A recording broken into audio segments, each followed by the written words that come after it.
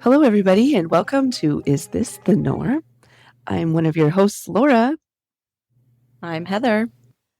And I'm Rebecca. Today we're going to be talking about some witchcraft trials. So the origins of the witchcraft trials can be attributed to, of course, the Catholic Church in the 1400s in Germany. So that's kind of the start of it. Because in 1484, Pope Innocent VIII issued a decree that, in a nutshell, declared witches as evil, authorized inquisition, and gave permission to punish those found guilty of witchcraft. So before this point, the church was actually very tolerant of those that they considered to be practicing magic or witchcraft before this time. And the penalties were actually restricted to confession, repentance, and charitable work. Obviously, things changed because we know it went downhill pretty quickly and culminated in hundreds of years of witchcraft trials throughout Europe. During those many, many years, about 100,000 people were tried, and their best guess is something like 40,000 to 60,000 people were convicted and executed. 80% of them, about 80% were women. The most common execution method in Europe was being burned at the stake. They also hung people, decapitated them, and used the breaking wheel. Of course, before all of that happened, the accused was very likely to have been tortured, and many died from the torture. So the witch trials, of course, were not confined to Europe. Oh, go ahead. Did you say breaking wheel? What is that? I think it's where they turned a wheel and stretched your limbs and Horrifying. Right.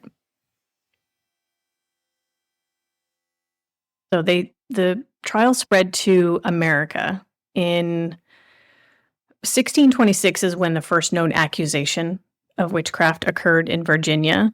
There were a lot of accusations and trials that occurred in the colonies, but it was actually very limited and lasted a much, much shorter duration than in Europe.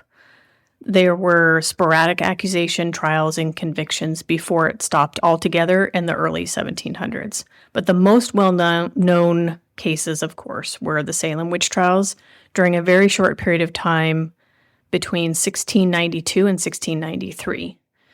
So there was a lot of trials going on during that time. And I don't want to say only 20 people were convicted and executed because, that's 20 people was too many because, we know that what was going on was pretty messed up. One is too many, right? What was that? Only one is too many. Well, yeah, considering what they had to go through. Yeah. Right, that's horrible. It was pretty horrific. Yeah. Unlike Europe, where they loved to burn I'm going to interrupt you, women Rebecca. at the stake. Can you hear me? Yeah. So I looked up the breaking wheel. It's not the stretching one. I had a feeling. So what it, wiki, take it as it says.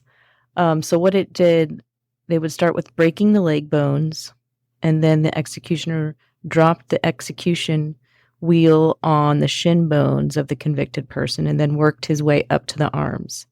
Here, rhythm and number of beatings were prescribed in each case. So pretty much the picture I'm looking at, the guy's got the wheel in his hand, and it sounds like, and then they're strapped down, their arms and then their legs. And so they kind of just use this wheel to drop and break bones, it sounds like. My stomach is getting upset just hearing that. Oh my gosh. Agreed. That's pretty horrifying either way you think about it. That's pretty bad. So unlike Europe, where the most common method of execution was being burned at the stake, in America, the most common execution method was hanging. One more thing. Then they would intertwine you as you're all broken up into the wheel, it looks like. Oh, that's wonderful. Thanks for that clarification, Heather. So amongst the people that were tried for witchcraft in Salem and the surrounding communities were two women that, according to our mother, who is our genealogical expert, we have been able to trace our lineage back to two of the accused witches. Susanna Martin, she's actually a really, she's one of the Salem 20 or 19, 20 people, 19 women that were tried and executed. And then Mehitabel Braybrook, who was also tried but found not guilty. So we have one that was hung as a witch and one that got off. So I'm going to be talking about Susanna Martin, which was one of the 18 people hanged in 1692 in Salem, Massachusetts. She was born in 1621 as Susanna North. She married George Martin in 1646 at the age of 25. They had 8 children. So that's why she has so many descendants, us among them, including President Chester Arthur. He was a descendant of Susanna Martin. She was actually accused of witchcraft 3 times. So the first 2 accusations of witchcraft were dropped while her husband was still alive to protect her. So, back in this time, especially like in these Puritan communities, women were second-class citizens. Men were in charge, men ran things, and women didn't have any say about anything. So when her husband was alive, they accused her, and he was able to protect her and put a stop to all of it. Then he died. And she continued to be outspoken about many of the things that were going on, including all of the accusations of witchcraft being false. She was outspoken in saying it was nonsense, and this made her a target. So her trial was one of the very well documented trials that happened in Salem. They don't have like a transcript, but one of the reverends took really good notes.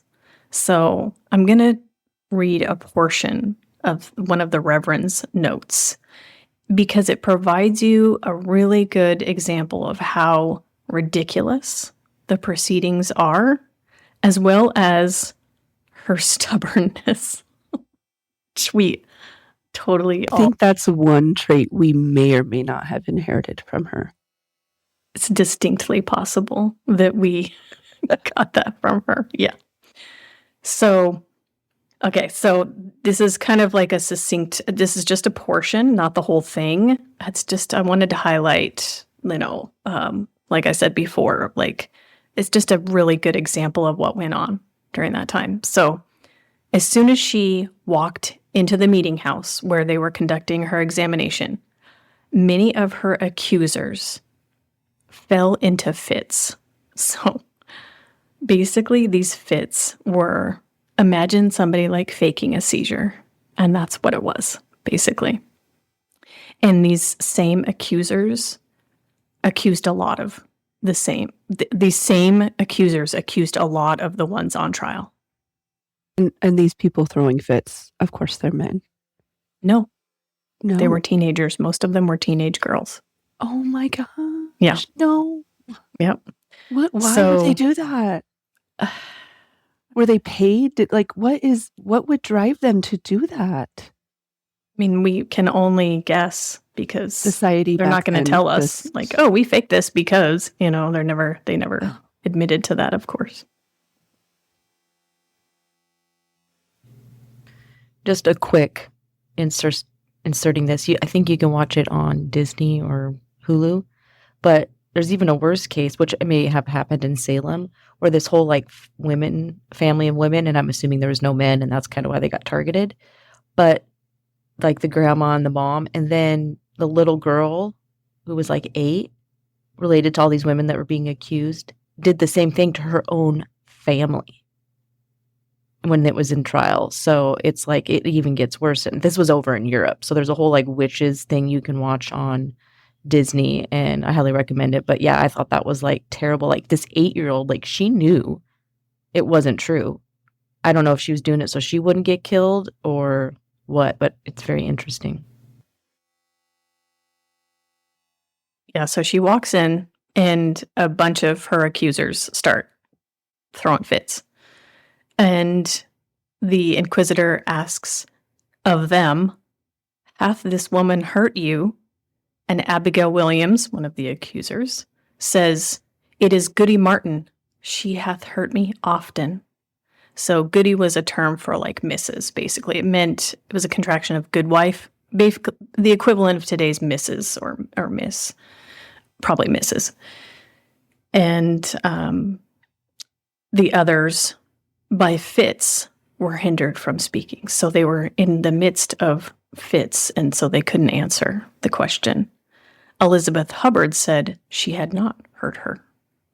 John Indian said he never saw her. Mercy Lewes pointed at her and fell into a fit.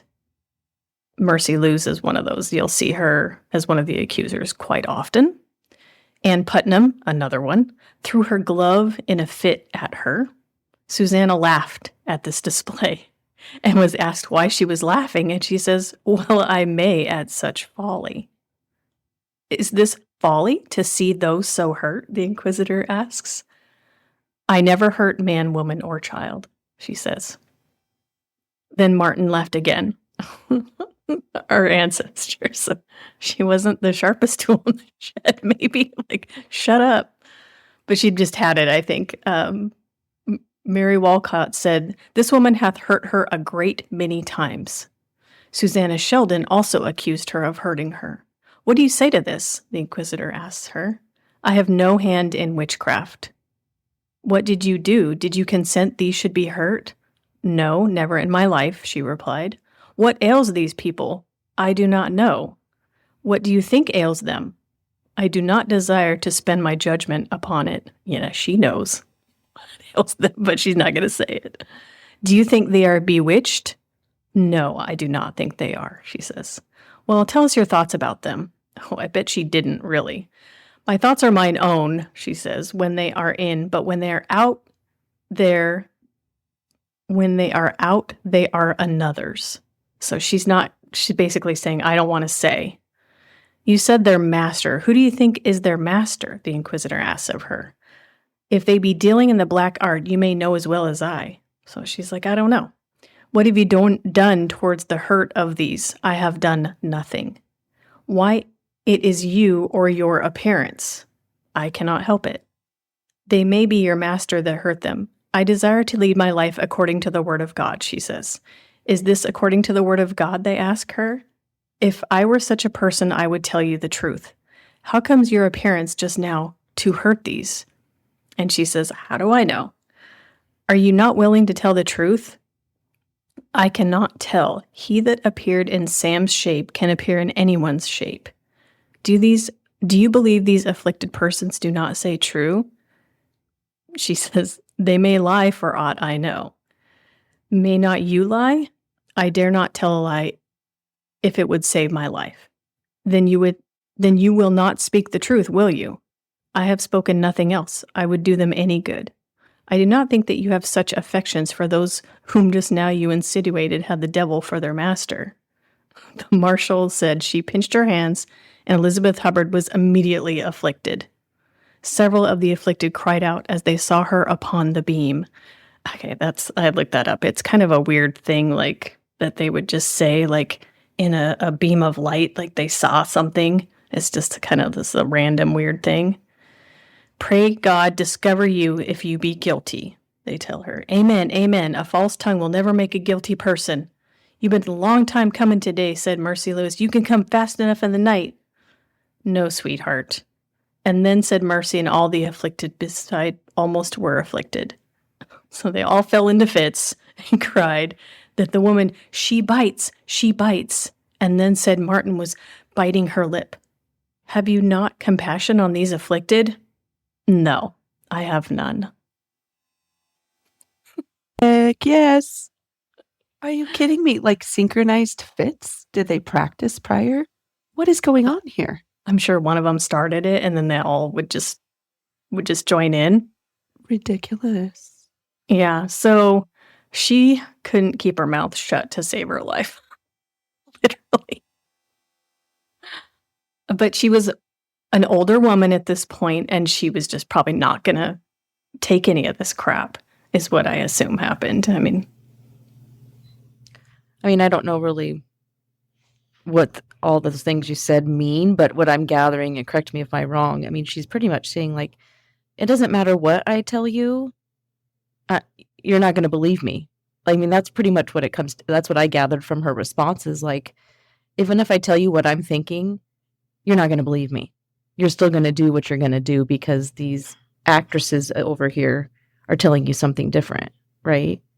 So, I don't know, I just feel like every time I've watched or read something, it like, maybe you'll get to this, Rebecca, and you shut me down, but, like, they're like, "Oh, well, we'll put you underwater, and, if you sink," I can't remember what it is, "if you sink, you're not a witch, or if you float, you are a witch."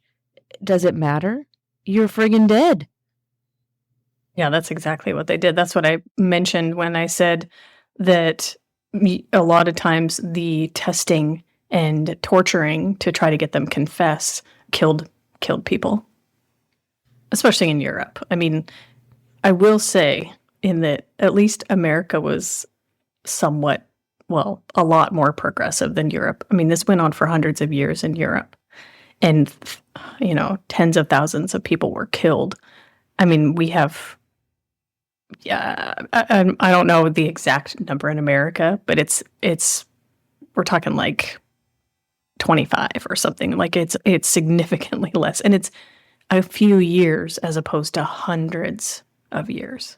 So at least it didn't happen as to the extent that it did in Europe, here in America.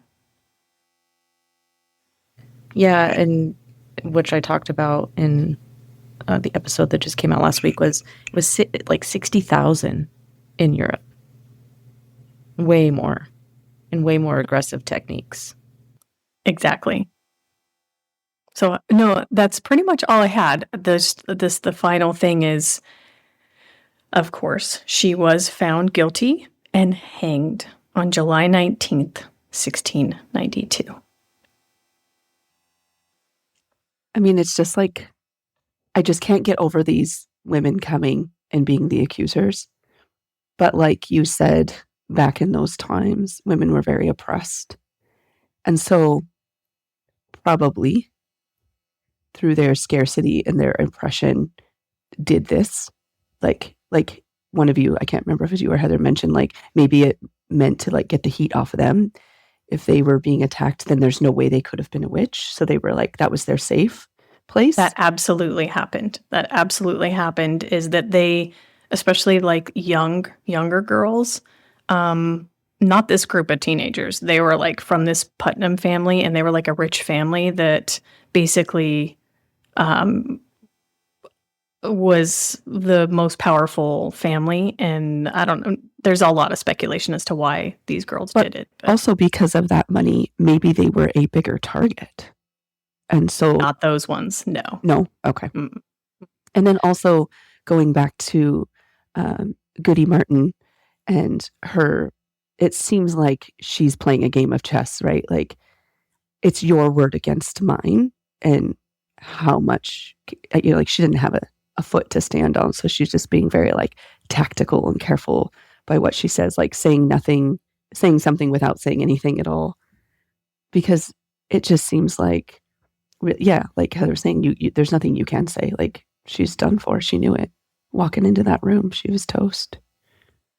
Well, back then, you have to think about if you're a woman back in that time frame, you are very, very religious. Like, your primary goal in life is to be a good Christian woman. And so if you think about it from that point of view, she is basically on the stand saying, I'm telling the truth. I'm not going to talk smack about them because that's not a Christian thing to do. Like, I'm being a good Christian. If you kill me, I'm going to die a good Christian woman, period.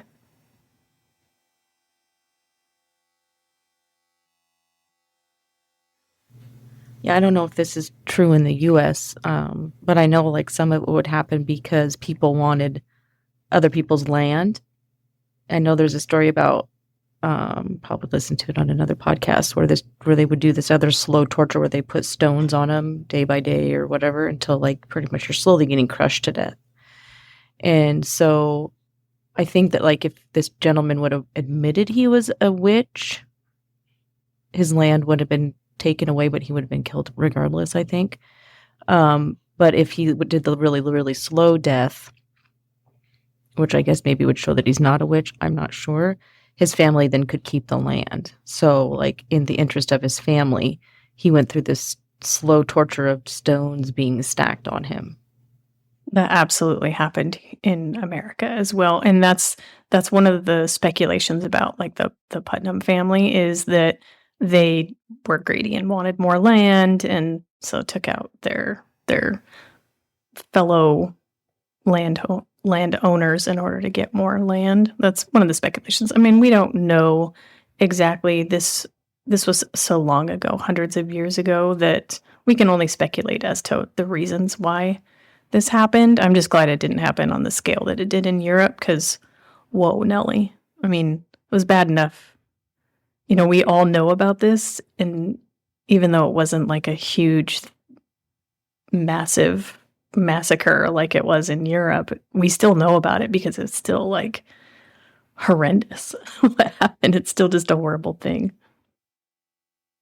I'm just like taking myself to the scene, like going back there.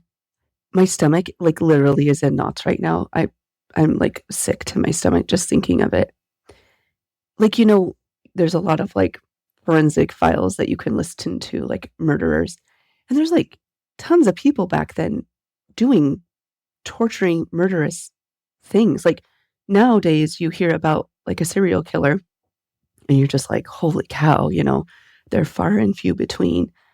But it almost seems like these people were like serial killers and it was just accepted by society to be just like one after the other. As I guess I'm thinking of like in Europe to just be killing and killing, like in this disgusting, torturous way. I just to think of it, like these people doing the actions, like disgusting. How can you do that? Right. And I will say, you know, we said the accusers here were teenage girls, not just exclusively teenage girls. I mean, there was people of all ages. There was men, because they even mentioned John Indian or something like that. I mentioned a male name. So the accusers were male, female, of all ages. But they, you know, you would have somebody accused, and this happened in her case as well. You would have somebody accused, like a servant, and they would get her to turn. Well, this was because, you know, the accused made me do this or whatever.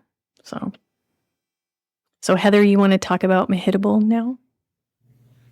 Yeah, Mehitabel. I'm going to call her M because I don't want to say her name over and over again. It's a hard one. So it's spelled Mehitabel, and her last name is Braybrook Downing.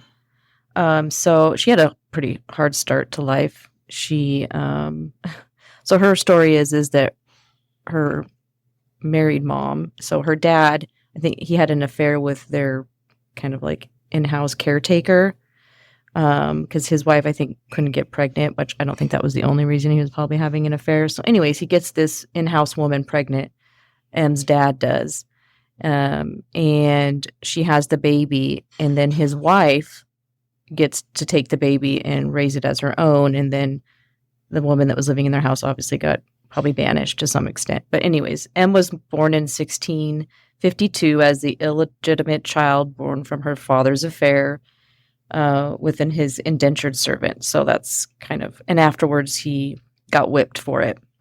And her dad's name was Richard Braybrook.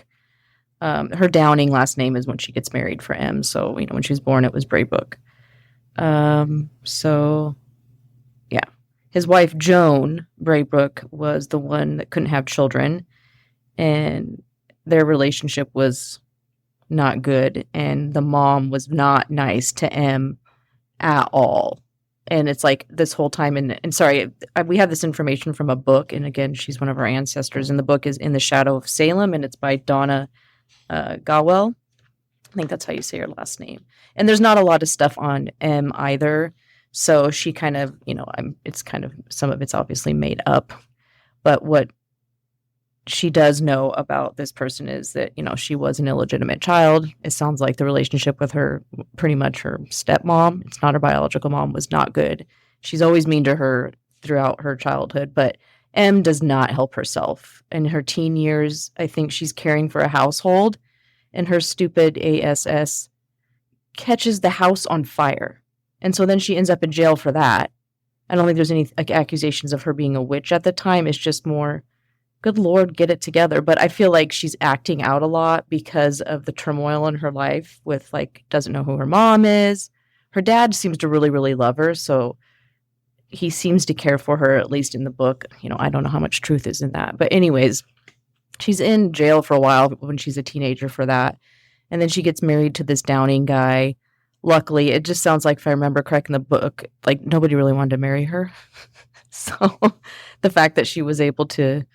Go ahead, Rebecca. Well, she's setting people's house on fire. I mean, it's not the most eligible, marriageable girl around.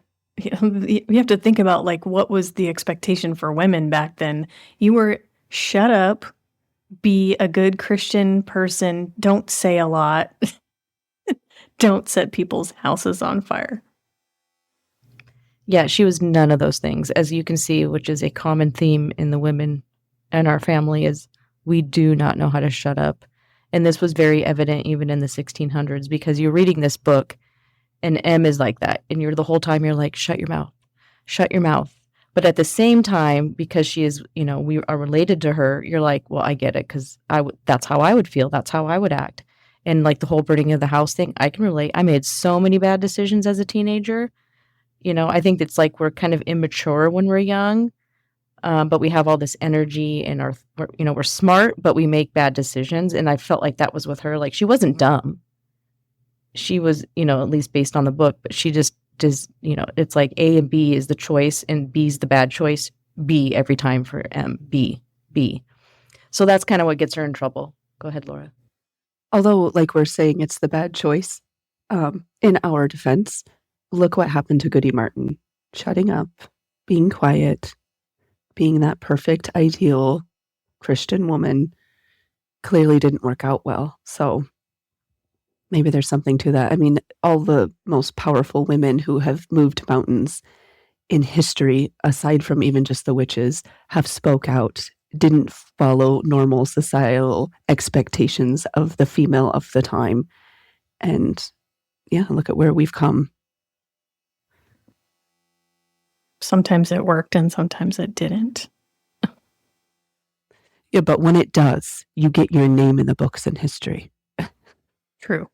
Yeah. You either get dead or in the history books. Pick your poison. Well, I mean, I already forgot her name. Sorry, Rebecca, the one you were talking about. She laughed. I don't think that was helpful. Susanna. Her name was Susanna. I like Goody Martin better. I know, I like it too. And I did forget to mention that our mother got us books, and the book about Susanna Martin was Condemn Me Not, Accused of Witchcraft by Heather. So I did read that. I didn't really talk about much about the book, but that's just my initial interaction with researching her, I guess. What was the author's last name? You cut out. Moore. Moore. Heather Moore. I just wanted to know for myself because I don't think I have that book. Mom got me the Salem one, or the In the Shadow of Salem, but I don't think I have that book yet. Mom didn't get me any book. Doesn't like you as much as she likes us. Yes. Does she still think I can't read because I'm the baby? She probably expects Rebecca and I just to tell you about the book. Hey, I like that idea too, though. That's easier for me. And look, she was right. It's working. It's happening. Very true. So anyhow, M, she gets older, she gets married to this Downing guy, and of course, there's all these episodes where she runs into people, and it's not good interactions, to say the least. Again, you're like the whole time like, oh, goodness gracious, just shut your trap. As I say, shut your orifice. Anyways, eventually she gets accused of witchcraft and ends up a bunch of them do end up in jail. And then the funny thing is, so back it up. I'm not going to tell you read the book, but there is a time where she meets her biological mom and doesn't find out she did till later on. So anyway, she ends up in jail with a bunch of women in the area in Salem. And amazingly enough, guess who ends up there with her? Her stepmom, right? And so they kind of have this bonding, and they write this petition to whatever governor or something to get them released. Hey, we're being accused of witchcraft, because it's like it was very isolated in the Salem area and some other areas too. And so if you could get that petition out there, these more progressive areas in this Puritan time would hopefully get you out of jail, because they realized that the witch accusations were just BS, right? So they get this petition out there, and finally they get set free, and they come and get them, and she gets to see, her husband again and her kids, because she had some kids with this guy. So it all, hers is a happy ending. So they were actually in an area called Ipswich is the area. Hopefully I'm saying that right. But it was in the general area of where Salem, where all this kind of issues were happening.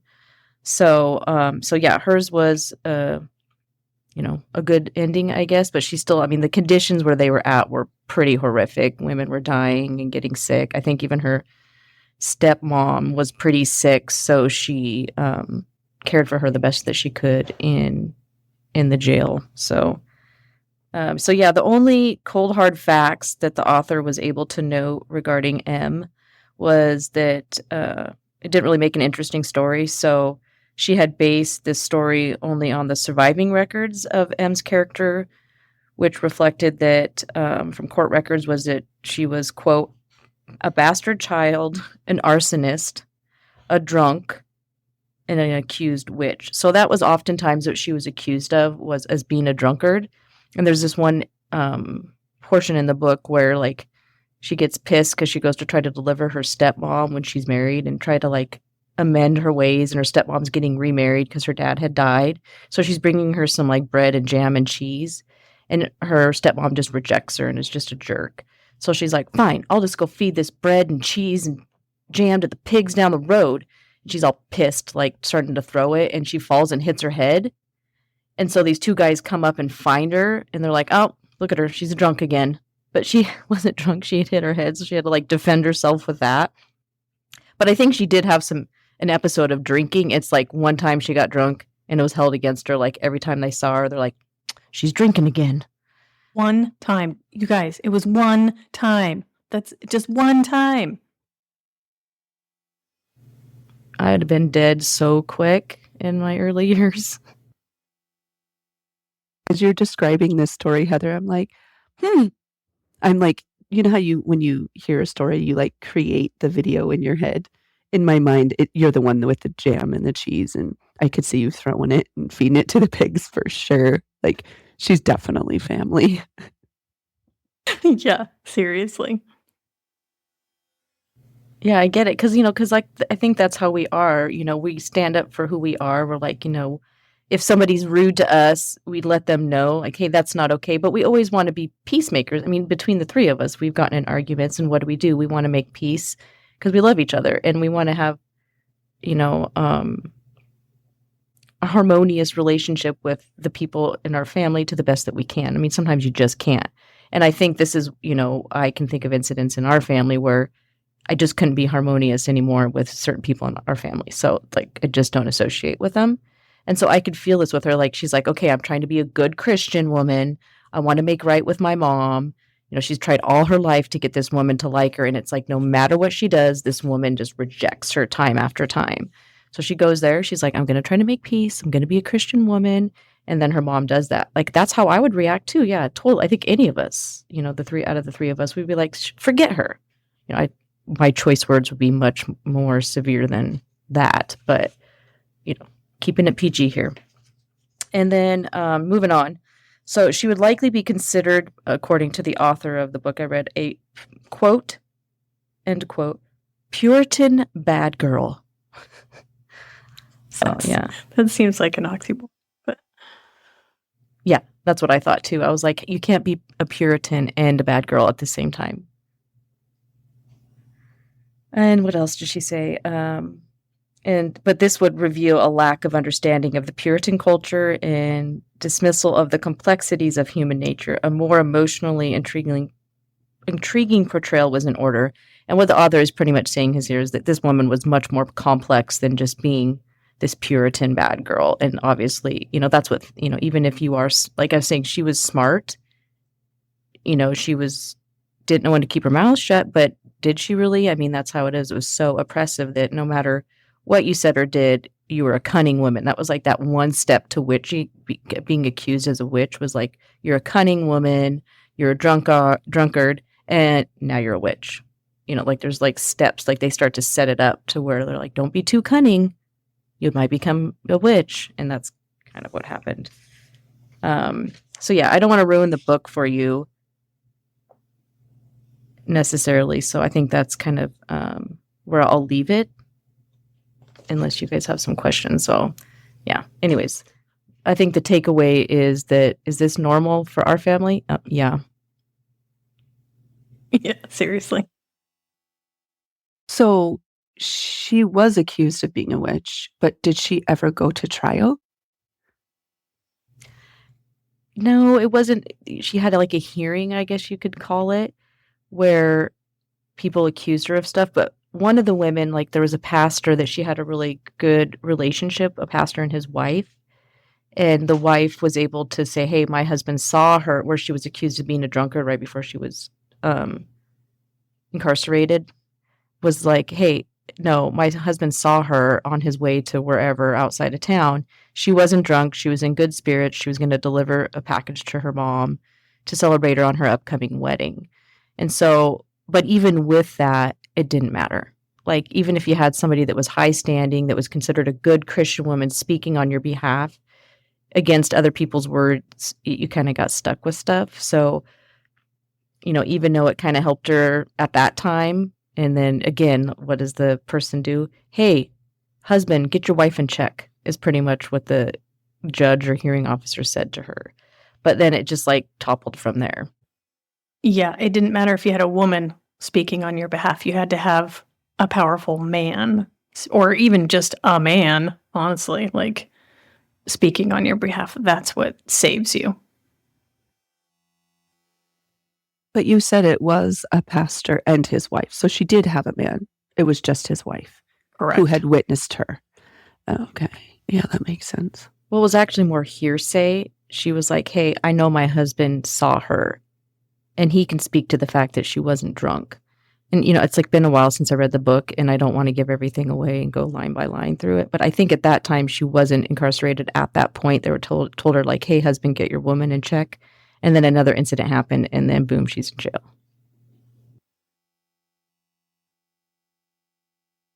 So, yeah, that's, I just say go read it. It's in the shadow of Salem.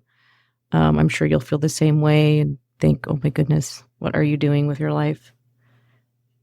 Yeah, I see Heather chucking the bread and jam, but I'm going to eat that instead of chuck it. And I'm hungry, so I'm going to go have some bread and jam. Thank you all for listening today. See you next time. Bye-bye. Bye. Bye.